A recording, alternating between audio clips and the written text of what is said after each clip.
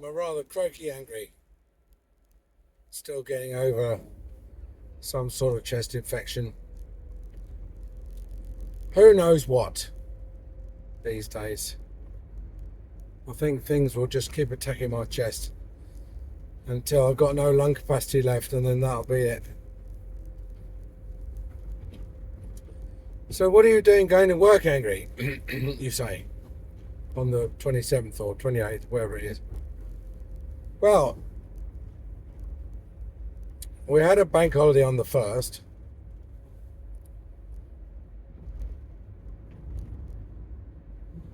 And so now it's in the second, I think, or the second, I think. Anyway, we're working a couple of days before I go on holiday, because I'm off on holiday on the 7th. Going to Gambia for a couple of weeks. Get a bit of sun. Recover from my tuberculosis.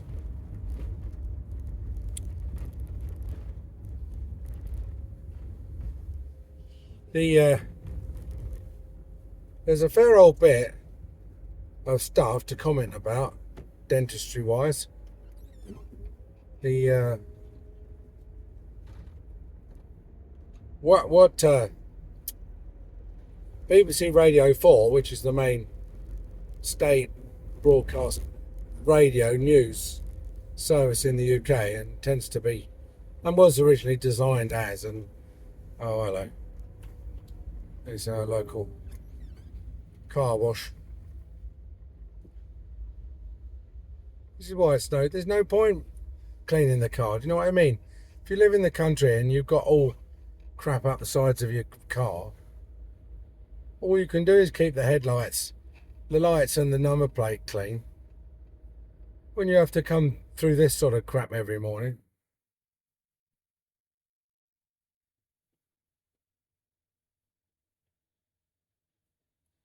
So yeah, so what they do is they to sort of, they do several things to sort of counteract the fact that they're well known as a state mouthpiece. And one is they have a thing called Points of View, where they get a bunch of people to write in and complain, or phone in and complain. And they get the relevant person at the BBC, as to sort of quasi hold them to account, and can come up with some completely anodyne and self-serving reason why they did it that way, which basically implies that the person who's criticised them is an idiot and should, stick to collecting potatoes in the fields and not running the state broadcasting agency. And then another way they do it is to have a guest producer, because there is, there's a lot of quite justified criticism that people who produce the programs are, mostly work for MI5, MI6, I would think. And the news, the only news that gets any decent airtime is the news that they want broadcast, and they don't want to spin on it, and they don't want spun.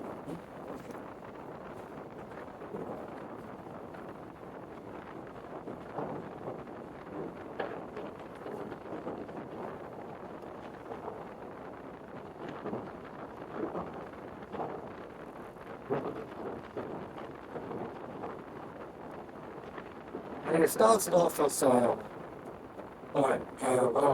books used to survey. So if you want to produce the BBC, they go that's not what subjects you'd like to hear.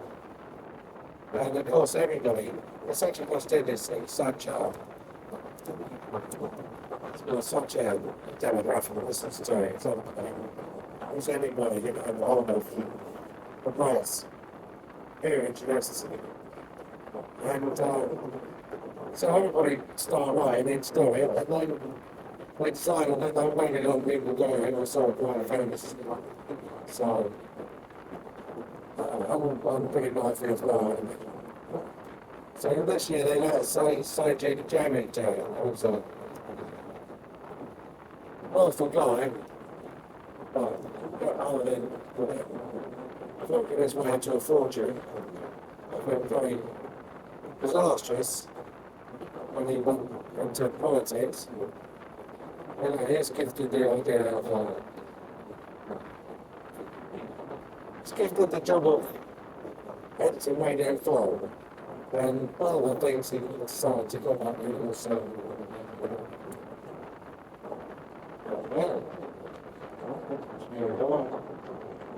AI and how terrible AI is going to be. Another narrative at the moment is that dentists are taking advantage of the fact that they're just to jam up their prices, price gouging.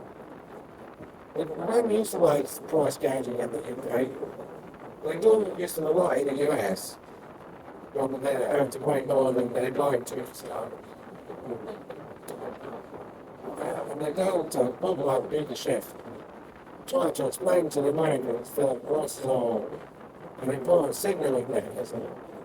It means that people are buying a lot of something because they think it's cheap. People aren't making enough of it because they don't think there's any profit in it. So what happens is that the price goes up, which encourages more people to go into the market with supply, and it discourages people from buying and encourages them to move to cheaper alternatives. And so as a result, you get a fluctuation in price, which then levels out and out from price. Assuming that there's no third party interference, which there almost always is, in the form of government subsidies or government regulations or import duties, tariffs, creating. Anyway.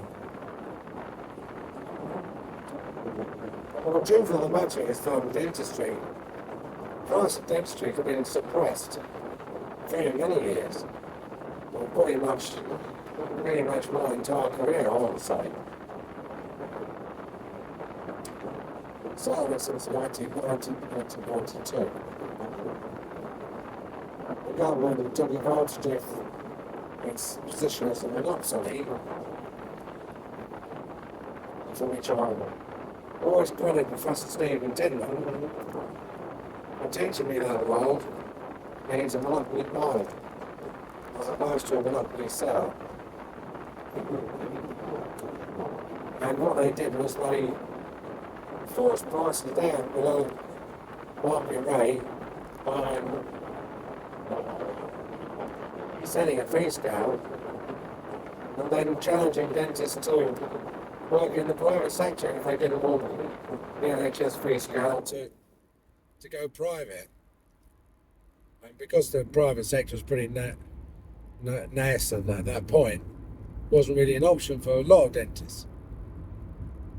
But then following the COVID debacle, where the government told dentists they couldn't work on the NHS, but legally they could work privately, but that they shouldn't do because it was very naughty.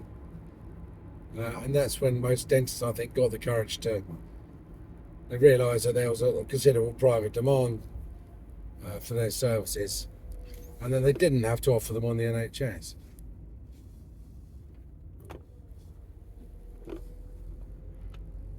So now you've got far more dentists, just offering private. And what's happening is the price is rising to market level. And the market level, I always said, was about 3 or 4 times the NHS, what the NHS paid. And the reason why the patients could get the treatment for less is not because the NHS subsidised the difference. It was because the dentist subsidised the difference.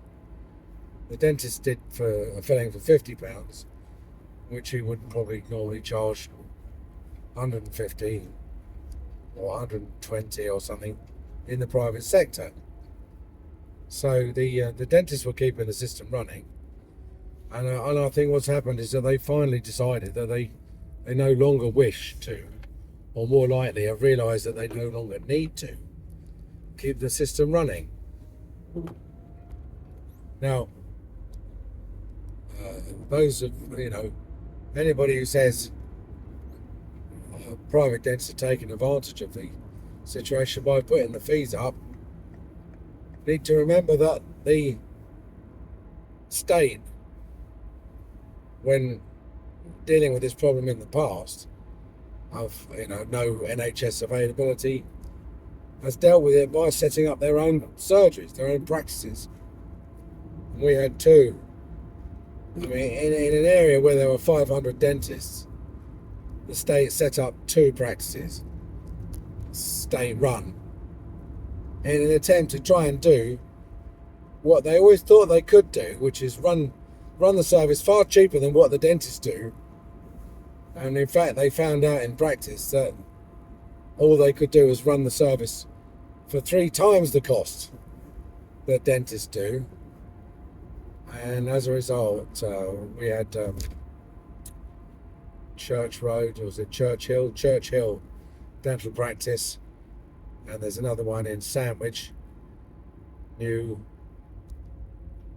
something, Dover Road or something in Sandwich, and they shut the Churchill practice because they were just losing money hand over fist.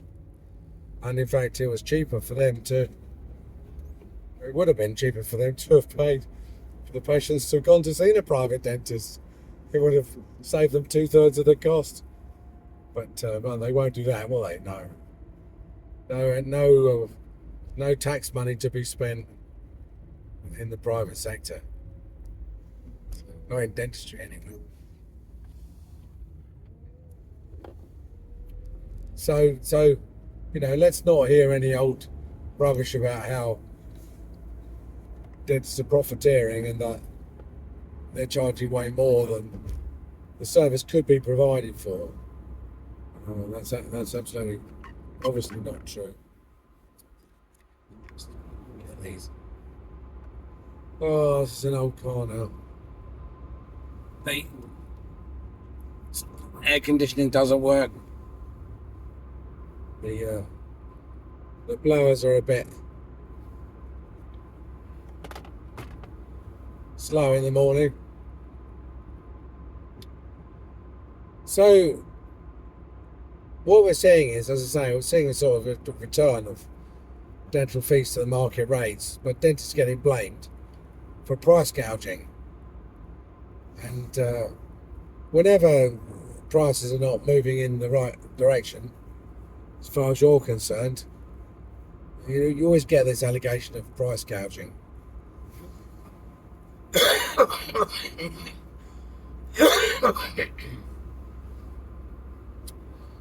And what they're describing is dentists sort of moving in a direction, feeling in their bones they can put their prices up, and putting their prices up and realising that these new prices are supportable.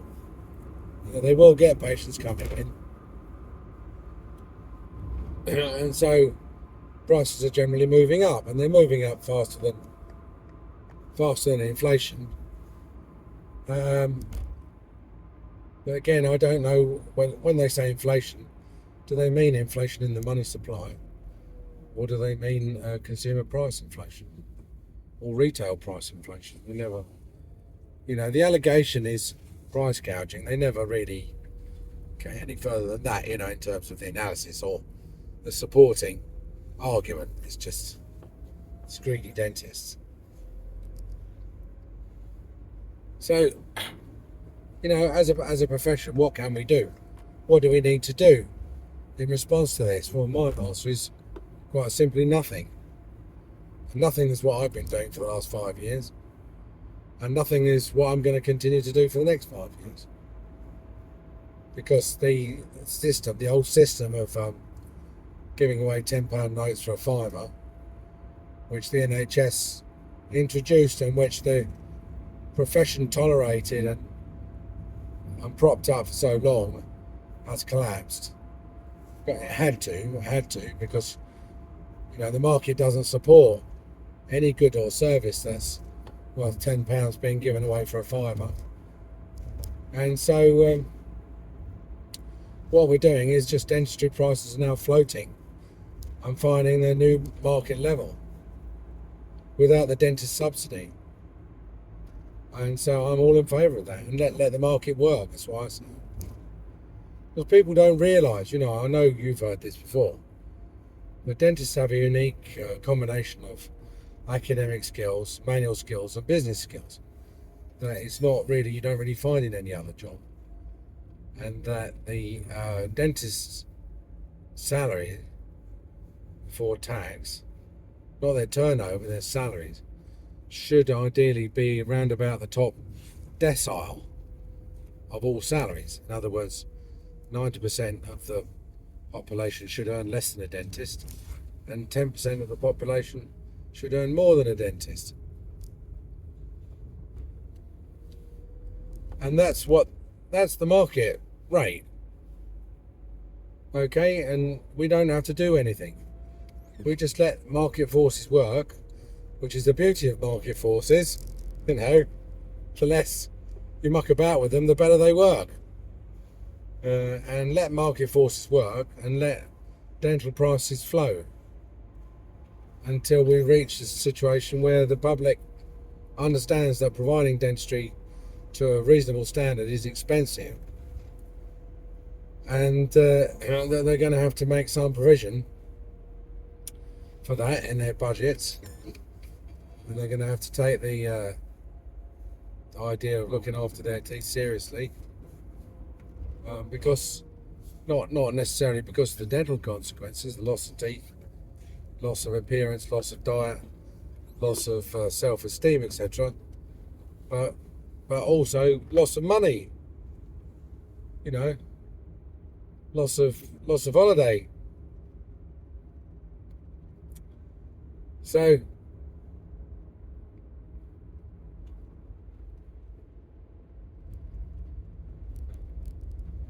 my outlook for 2025 is pretty much good. It's more of the same. In fact, it's more of the same. I think market forces will come into play more and more. I think the government is bankrupt. I think the government is trying to do things how they've always done it. Labour government since the 70s, tax and spend, and they don't realise that in 71 we were on the gold standard. In 2025 we've been off the gold standard for 36 years now. The money's debased. It's not worth anything. You can only print money and ask people to buy the IOUs, promise to pay interest on it, spend the money on paying the interest on the previous IOUs that people have got. They've got no power to run an NHS dental service. By which power I mean financial power, fiscal power. They've got no financial power to run anything, to be honest. they still spend far more than they actually bring in, and they've got no more potential to bring anything else in. God knows everything is taxed. Everything. There isn't. Successive governments for the last 50 years have spent their entire term trying to work out ways to tax stuff that wasn't taxed.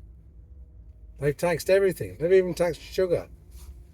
They haven't taxed windows yet. That was a trick that they used in the Middle Ages, which they've not really stooped to yet. But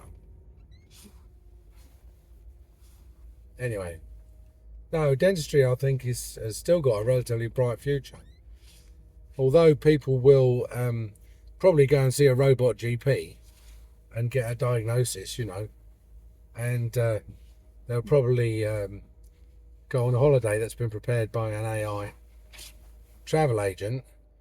I've always maintained that people won't sit there with a drill that's rotating at 60,000 RPM clamped onto their mandible that's being driven by an AI.